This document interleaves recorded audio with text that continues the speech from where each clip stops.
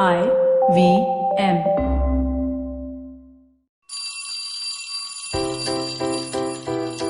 Hello one, hello all. Welcome to the Diary of the Traveling Professor.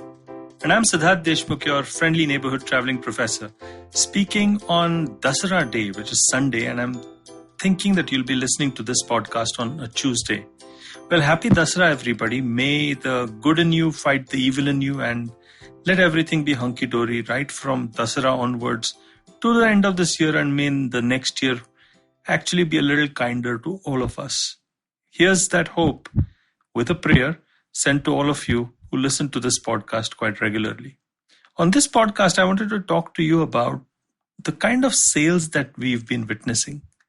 Now, obviously, I'm not in India right now, but the kind of sales that I'm witnessing over on the online or e-commerce space is quite competitive, isn't it? I mean, there's the great Flipkart sale and the Amazon sale and this day and that day, and it's all bunched up and geared up towards the big, good old festival of Diwali for all Indians. And maybe even a Dasara too, or whatever else major religion and their festivals are. The fact is that I've always wondered to myself, both as a marketing or a digital professor and as a layperson, do sales work? Do they really work? And if they do, why do they? In fact, in the UK, when I'm going for a walk in these chilly autumn times, I do see a lot of sales, but they're the other kind of sales. It is the going out of business sale or the big sale before everything shuts down sort of thing. Because a lot of businesses are actually going out of business because the furlough that the government was extending to them, which was the basic fact was that the government was subsidizing a lot of businesses till September, has ended. And that's why basically, well, people can't pay their employees and they just can't keep their shops going. A lot of these shops then going out of business sale, which is very different, which is a kind of a sad event, which I've talked about in one of my earlier podcasts. I think in this podcast, I want to focus on the happier times, which is like there's a big thing going on, for Diwali or for Christmas or for New Year's or for something which is festive, something which is joyous. Do we all wait for a sale which is linked to these times, or would we have bought these things in any case? That's the first question that comes to mind. Well, that's a simple answer to that. I think we would have bought those things in any case, but we would have bought lesser of those things. And I think that most marketers realize that if I can help you as a customer to stretch your rupee or dollar or pound during a festival, you're going to remember me kindly. And so what I'd help you do is to stretch your budget by offering you something on a sale, which means hopefully you'll be spending the money that you spent on me on some other item that I'm trying to sell to you. That's how I kind of club together the rest of the stuff that I'm selling. I make it a 2-for-1 or, buy this and get that, at 20% discount sort of thing. So that's one way. The second way a sale does help is if you're looking at, the Diwali thing, especially, I feel less guilty whenever, I'm buying something for myself on Diwali or buying something for the family on Diwali.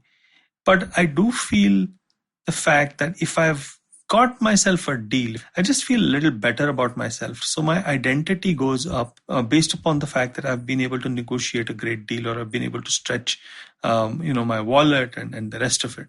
So there is some connect to the way in which I feel about myself too, when I feel that I have actually waited for the whole year or waited for a few more months. The whole delaying gratification process does come into play over here, and I feel fantastic about myself as a person. Now, marketers know that, and they're trying to make you feel good about it, which is why they are banking on sales to actually increase the amount of, uptick on their stock. Marketers are looking towards getting, new kind of customers from their competition rather than actually gain a lot of revenues and profits from sales nowadays. What I do realize is that a sale is a great way in which a marketing effort goes towards kind of getting market share from competition. So that's another way. The third way is when You're looking at a sale from a biological or a neurological perspective. Now, Walmart had come up with an everyday low pricing, which tends to work. It said, hey, I'm not going to offer you any kind of sale ever. But what I'm going to do is offer you the best possible lowest possible prices of that particular item on a day-to-day basis. Now, that sounds fine and dandy, and a lot of people actually liked it. But do you know what it does? It does not give you any kick. It does not give you any joy. What it does is that it appeals to your logical, rational mind, or rather that part of the brain which is logic and rationality. And then, you feel good, but you don't feel that rush of emotion that you get when you've kind of timed your deal well, and the rest of it. You know why? Because other parts of the brain are involved when you smell a deal. Yeah. What you do is that, your primal or primordial brain actually gets connected. Your emotional centers get supercharged when there's a deal coming your way.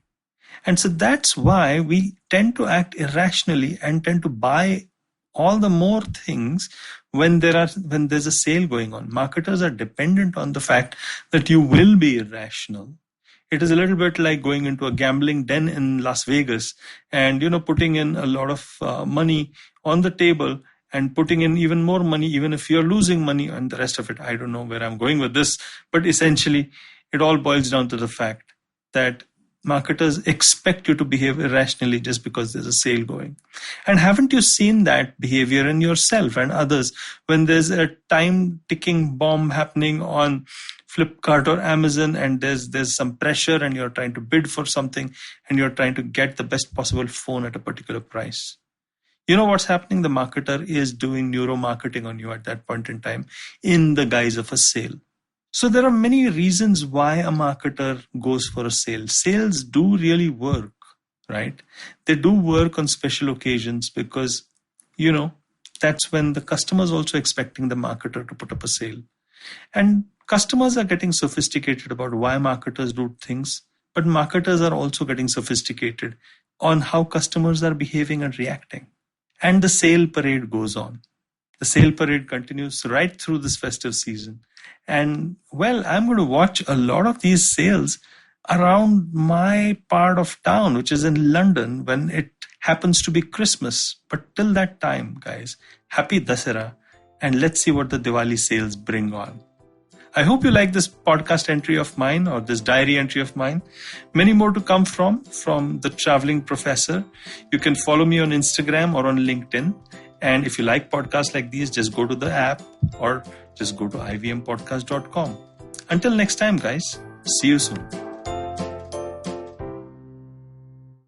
I hope you enjoyed that show. If you aren't following us on social media, please do. We're IVM Podcast on Twitter, Facebook, and Instagram. What a week we had this week. We had so much crossover, so many great guests. I don't even know where to start. Okay, yeah, I do know where to start. Let's start with Uncle Please Sit. Uncle Please Sit, Joel and Tushar had Hamsini Hariharan. Hamsini hosts a show called States of Anarchy with their network. She is a China expert, and they discuss the India-China relationship. Really fascinating conversation. Cyrus had 2 conversations this week instead of our normal Thursday Cock and Bull. Great conversations, both of them. We'll be back with our regular Cock and Bull next week. But this week, you could definitely check out the conversation he had with Varun Grover. Really fascinating stuff. And Nikhil Taneja, who was the founder of Yuva and the creative director for the India Film Project Festival, which is going on this weekend. He was on the show as well. Cyrus was also on Advertising is Dead this weekend with Varun Dugirala. Cyrus and Varun discussed Cyrus's intent on randomness. Ranveer Brar guested on Gauri Devi Dayal show. This rounds on me. Another amazing conversation over there. Priyanka Khimani, one of the best IP lawyers in this country, was on Storytellers and Storysellers for a fascinating conversation. Definitely do check that out. And finally, I wanted to congratulate Zarina Poonawala for her 100th episode. She had Ashish Vidyarthi as a guest on that. If you have not been listening to the Empowering series, please do. It's one of the great shows out there.